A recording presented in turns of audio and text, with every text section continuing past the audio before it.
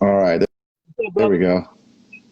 What's up, bro? How you doing? I was trying to add you in earlier at the beginning, but for some reason I said the invite, and I don't know, maybe because Russ kicked out and it can only maybe only one person can be on at a time. So that's Yeah, why I that's what did. I'm thinking because yeah, at first I was trying on my desktop and it wasn't letting me request at all. Yeah, So then I went to my phone and I saw there was a request option. So I was like, okay, cool, we're getting somewhere.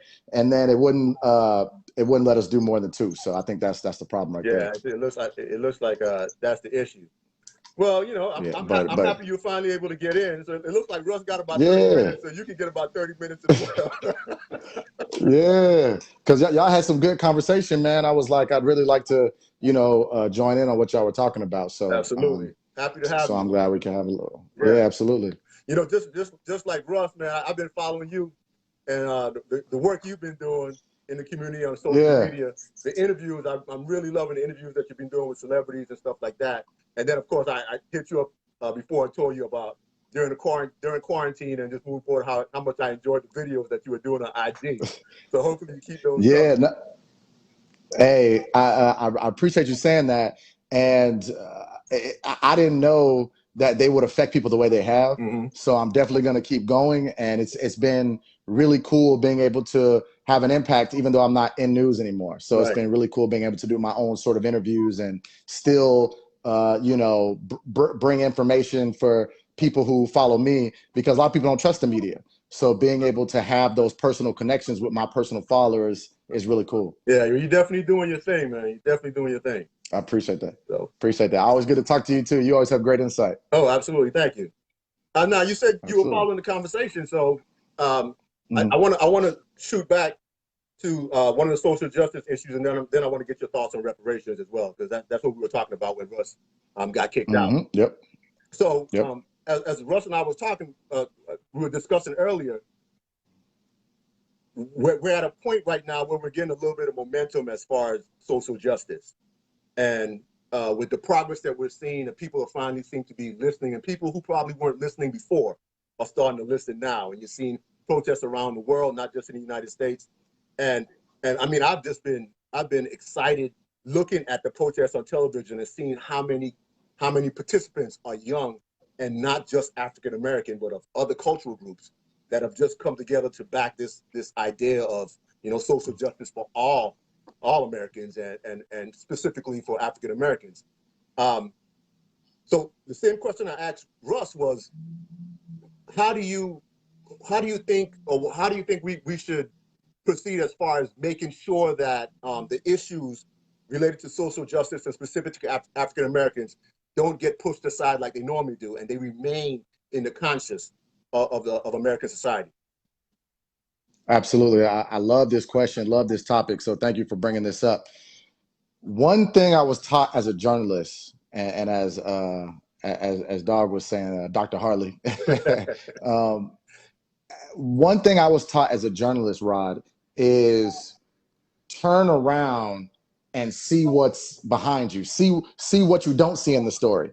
Right? Hmm. Here's the what's going on, but see what's going on behind you because there's a story back there too. Right? So the reason I bring that analogy up is because there's a dangerous amount of people that we're not hearing from, Hmm. that we don't see. Those we see all these big rallies and protests. We see all these companies putting out statements. We see social media calling out these Karens that are calling the cops on black people for no reason.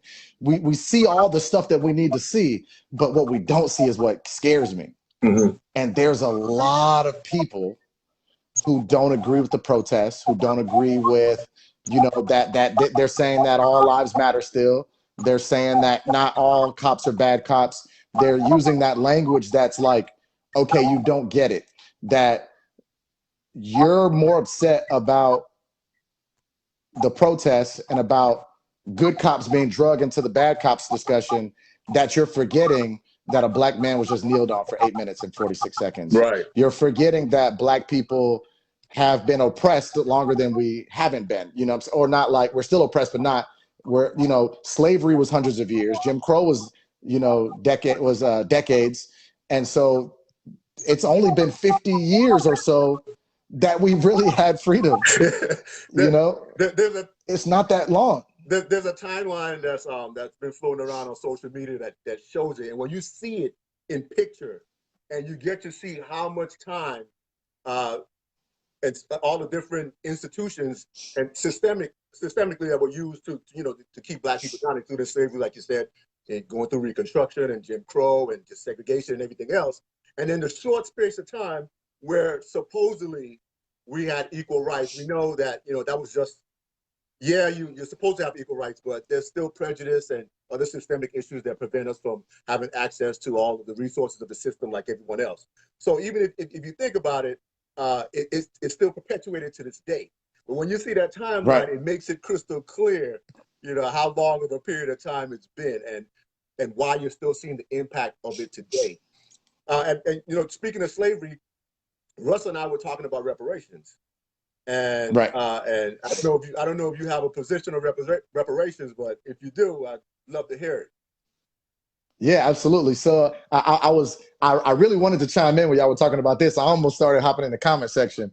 So I'm really big on this topic.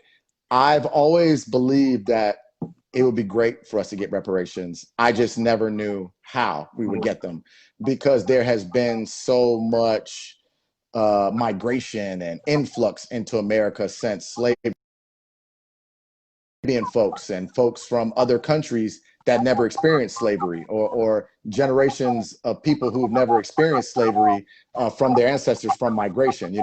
For instance, people from Jamaica and all these other places, are they included in reparations because they're Black? You know what I'm saying? Right. So that's one thing. The second thing is there's been so much mix of cultures in America, such as people having babies that are, Black and Asian, or Black and white, or Black and Spanish. Do you include those people that are a melting pot of people? So that's been my big question, is how do you accurately and fairly divvy out reparations? With that being said, I think there are some key families and key people that can definitely be picked out. And I do think that a great start for reparations would be dismantling some things that we know are inherently racist, such as the 13th Amendment. We fixed the 13th Amendment. We fixed some of these laws and policies that carry over from slavery, that allowed for there still to be oppression today. Mm-hmm. The reason why there's such bad incarceration is because of these laws and these bills. That can be a great thing for reparation. Is, okay, let's talk about reparation with policy, reparation with injustice. Tulsa's a great thing. Let's give the Black Tulsa community some reparations, because we know that there's history. Let's give Emmett Till's family some reparations. We know that there's strong history there. Mm-hmm. So I think there's things that we can really latch onto and provide reparation to. Yeah, I don't know if you had heard when Russ got kicked out, I was in the middle of making a point that it'll be difficult, I think, to convince politicians unless there's just a shift in how people view the whole issue of reparations. I think it's gonna be difficult to just get them to cut a check and say, hey, right, we're gonna give every every descendant of slaves in the United States $50,000 or $100,000 or whatever it is.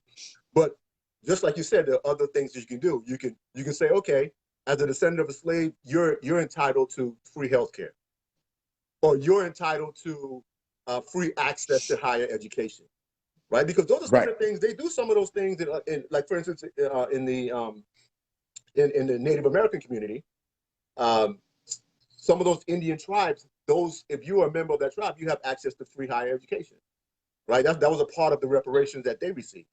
So you could do the same sort of thing for African Americans without having to actually just issue a check to everyone. And we know that education is one of those vehicles that moves people out of poverty into spaces where they're able to take care of themselves and grow wealth and everything else. So I think that providing higher access to higher education for all descendants of slaves would be a good, and it wouldn't be such a difficult thing to do, to make that available, to say, hey, this is a grant that all descendants of slaves can apply for and have access to. It wouldn't be that difficult to do. I agree with that 100%. That's actually a great idea. And it's almost like affirmative action, but taking it a step further than affirmative action is acknowledging that, okay, because of the injustice of slavery, because of the injustice of Jim Crow, we are going to afford X, Y, and Z, and like put it into law, into federal law, so it's not like affirmative action where every state can do with or without it the same way. Because you're in Florida the same way. I believe it was Governor Bush got rid of it. You know, so I think that's a great idea to do that. And to go back to your point of what can we do to keep this going, because this kind of goes in together with that, because I feel like Native Americans are still treated terribly. Absolutely. Even though they've been given reparations, they're still not treated the way they should be. There's still these racist team names. There's still, you know, when they want to build a pipe, America will take over the land and build a pipe through their land. So what we need to do is get people in positions of power that are African American who can make decisions. Yeah, absolutely, man. You know, there are a lot of issues in the Native American community that need to be addressed. It's high levels of alcoholism and just other social ills that are impacting those communities. When you go to those reservations and you see the poverty, it's almost like you're driving through a third world country when you drive through some of those reservations. So yeah, definitely, Wow. there's still some things that can be done for that community as well.